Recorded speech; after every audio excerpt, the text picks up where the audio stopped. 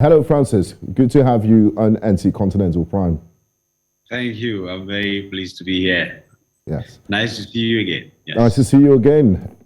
Now, Francis, Zambia's new president, Hakainde Hichilema, says that he inherited an empty treasury while horrifying amounts of money have been stolen.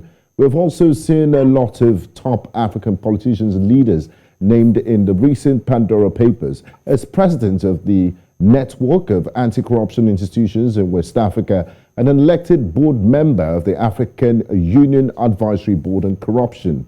You will be in a very in pole position to tell us how big of a problem corruption is on the continent. Yeah, well, we all know that corruption remains a really serious problem for the continent. We know the cost of corruption on the continent in terms of reputational cost, but even apart from reputational cost, in terms of what we lose, in terms of illicit financial flows. And we know that year in, year out, the reports that are coming show that we have a big corruption problem. In fact, Africa is considered to be one of the areas where corruption is more endemic. So it's a big problem. Countries are still struggling for the basics, electricity, water, food. Um, those are all vestiges of corruption. So if you ask me how big is the problem, I can say it's a very big problem. And we all have to take steps to try to fix it or to move our countries out of this kind of difficulty. Now, Mr. Ben Kaifala, what is corruption? Is it just theft? And we've often seen in Africa, and I'm sure this case replicates itself around most places, when somebody gets a political appointment, people think corruption is a victimless crime and is harmless. And you remember John Gitongo's book, the Kenyan Anti-Corruption Commissioner, at one point. The name of the book is Our Turn to Eat.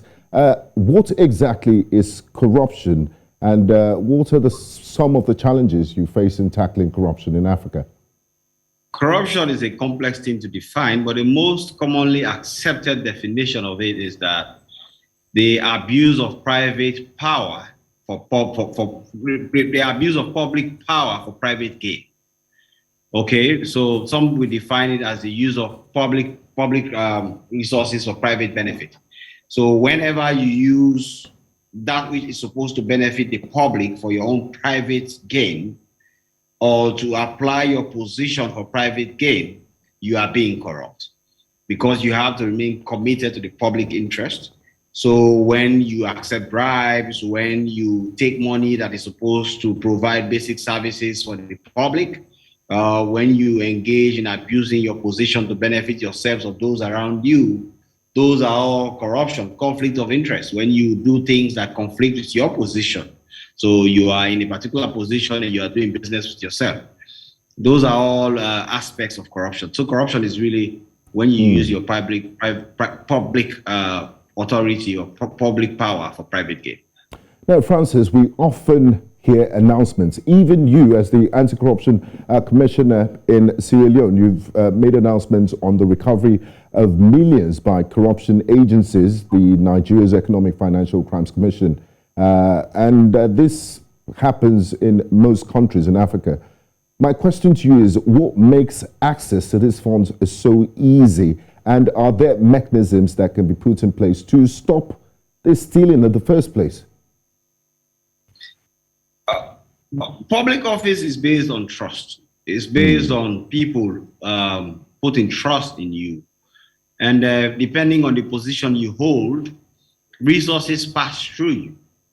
Okay, you approve them, you sign for them to be accessed, you award contracts to people who you make payments to their accounts, they can easily withdraw and give you back some amount of it. So it's really because you are in a particular position where you can be able to easily interface with the public and also to be able to access funds. So if you are a financial controller in an institution, you will be handling billions of dollars a year, depending on the volume of transactions that institution carries.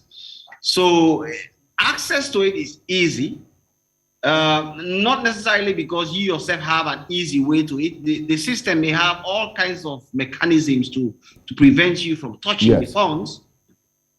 But if you pay contractor and the contractor gives you a kickback of $1 million, it's very difficult to trace that kind of thing. It's very difficult to know, particularly in Africa these days. Before, it was easy because people were still thinking that the banking system is so complex that it's easy for you to trace. But now that everybody knows that the banking system is easy to leave audit trails and people can trace you. So they put the money in the box, in the bag, in something, and they give it to you when no one else is present. So yes. Do you think legislation and the punishment is not enough? That's why people go back to being corrupt. I think that most African countries have put in place legislation is about the seriousness with which they approach fighting corruption.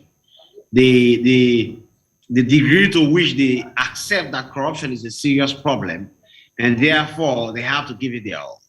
So countries change not because of just rules.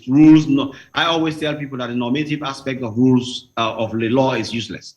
It's about what you do practically to give life to those rules, to enforce, to hold people accountable.